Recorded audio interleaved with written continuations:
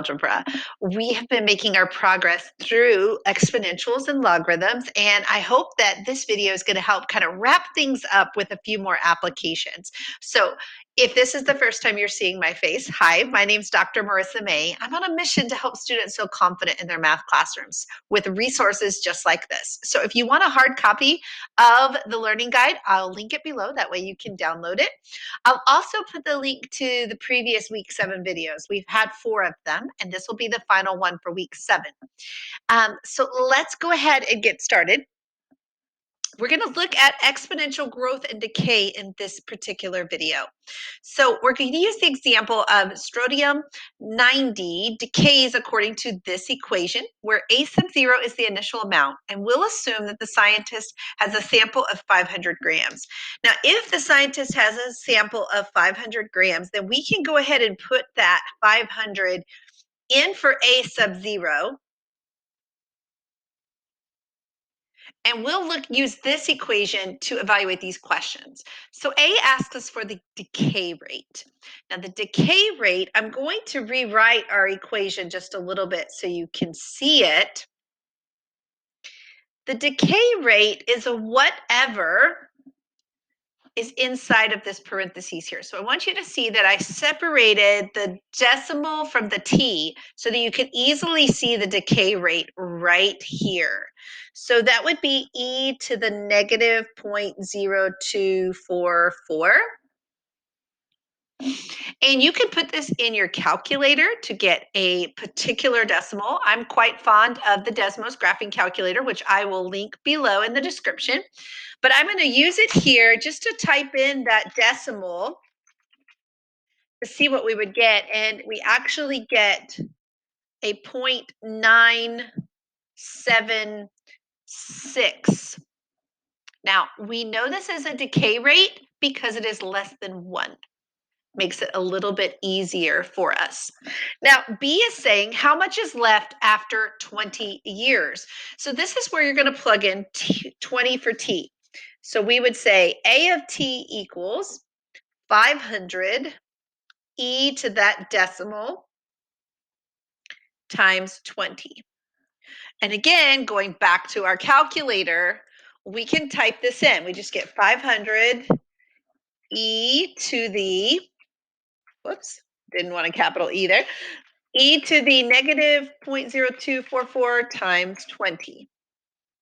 Oh, I got to stay in the exponent there for the times 20 part. It wants to bring me out. I think I'm going to need a parentheses around it. Stay in the numerator, I'm sorry, in the exponent. There we go. So you see how my Desmos was pushing me out of the exponent. I actually want to multiply the 20 by the exponent.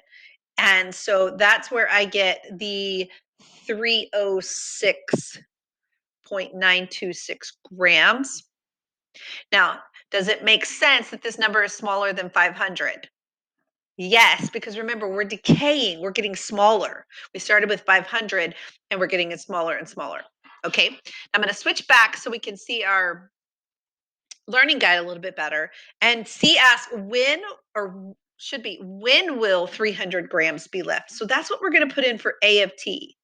So 300 equals 500 e to the negative 0.0244 t. Okay, now the best and easiest way to do this is to do it on the calculator. So I'm going to show you how I do that.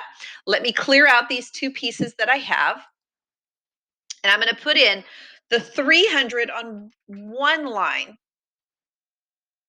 And I'm going to put in the equation on the other line. And don't forget, you've got to use X.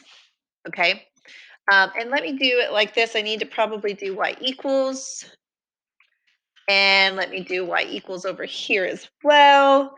Now, you don't see anything on the graph, and that's okay. I'm going to move some things around so that you can see a little bit better. And I'm going to take my picture off for just a moment so you can see. Now, I'm going to use these little arrows, these plus and minuses to zoom out a bit. See, because the graph is there, we're just not seeing it on our viewing window. And there they are. Okay. Now, what I'm interested in is where those two intersect right there. And Desmos is really good about outlining that for us. And it tells me then that this happens at 2.094 years. 2.094 years. All right. So we'll come back. Now, the last question for about strontium 90 is what is the half-life? So that is asking for how long does it take for only half of the substance to still be there. So if we started with 500, what I'm asking is when will there be 250? Exactly half. So we're going to do it very similar to part C. The only difference is I'm going to put 250 over here.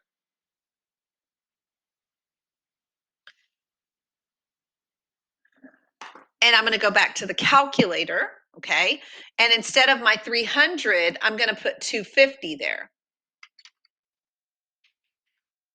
okay? And again, Desmos has highlighted where these two intersect. That's what I'm looking for.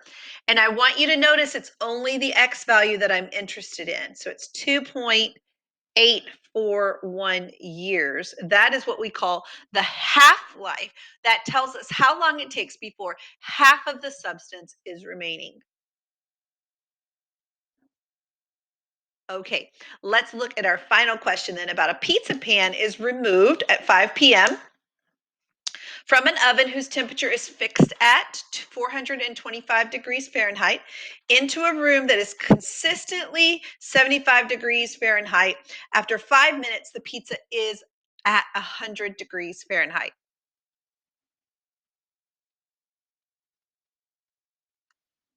Now, I'm sharing the formula here for what is called Newton's law of cooling. This is for objects that are cooling based on a temperature of the room around them. Now, something to realize, there's pieces of information we're being given here. So first of all, we were told that the pizza pan came from an oven that had a fixed temperature of 425. That means when the pizza pan came out, at time t equals 0, it was 425 degrees. Also, we're being told that it was put in a room that's consistently 75 degrees. That is our T sub A. And then we were told that after 5 minutes, it was 100 degrees. Okay, so we've got to figure out some pieces and parts here. I'm going to go ahead and substitute in the 75 for the T sub A.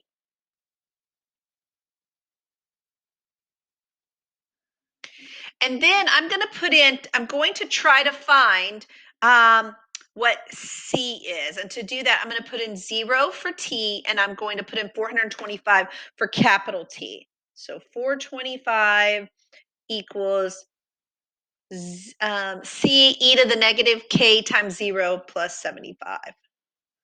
Okay, so I'm going to subtract this on both sides. That'll give me 350 equals C e to the 0 is 1. So I know C is 350.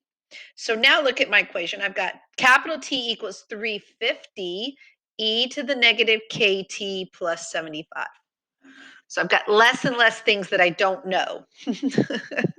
Okay, now let's use the 5 minutes and 100 degrees. That's going to help us find K. Okay, so I've got 100 for capital T. I've got 5 for little t. So I'm going to move the 75 over by subtracting. And friends, this is where I'm going to go back to that Desmos calculator. I'm going to put 25 in one of them, and I'm going to put the equation in the other. So let's switch our view here so you can see that. I'm going to take this out, take both of those out, and I'll put y equals 25 on one side. And on the other one, I'll put the equation. Y equals 350 e to the negative 5k. Oh, negative 5x. Don't forget, Desmos only likes x. Now, I'm zoomed out pretty far, so I'm going to zoom in just a bit so maybe I can see a little bit better. There we go. And look right there. I'm being given that value. Remember, we only want the x value because that tells me k. And that is 0.528. Okay, so that tells me now I've got my equation, okay? All together, my equation is capital T equals 350 e to the negative 0.528 t plus 75. So that's my equation I'm going to use for part A and for part B. Let's look at A. It says, at what time is the temperature of the pan 125 degrees? So that's where we're going to put 125 for capital T. And let's see, I've got 125 equals 350 e to the negative 0.528 little t plus 75. Now you can subtract the 75 from both sides, but then I'm going to go to my calculator and I'm going to put these in. So let me switch here. I'm going to put 50 on one side. And then I've got, let's see, e to the negative 0.528. There we go. And again, I'm zoomed in pretty close, so I'm going to zoom out a bit. And so I can see my intersection right there.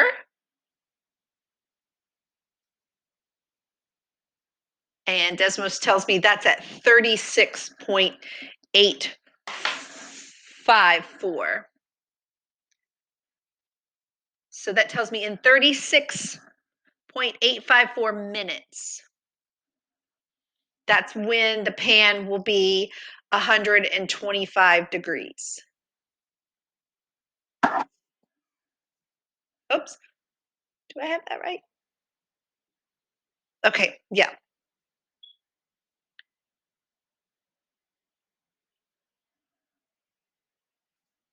And that did not seem right to me. It's because I've got an extra zero in my decimal here, friends, and it should be right here.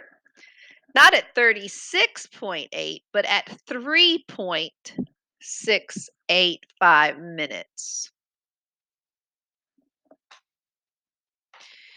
Okay, now let's finish up with part B, which says, how long does it take for the pan to reach 240 degrees Fahrenheit? So again, this is where we're putting 240 in for capital T.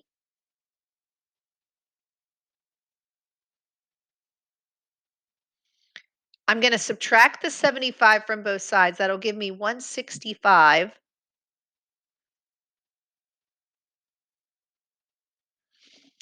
And then again, we're just going to keep this equation here in Desmos, but I'm going to change the other side to 165. We'll need to zoom out a little bit because obviously I'm not seeing that right there. And there's my intersection at 1.424 minutes is what that's going to take.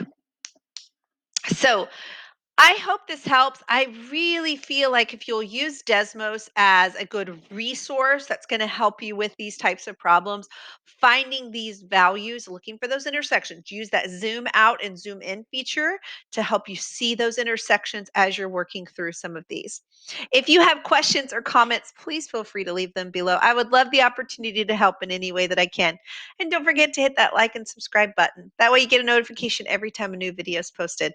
Bye for now.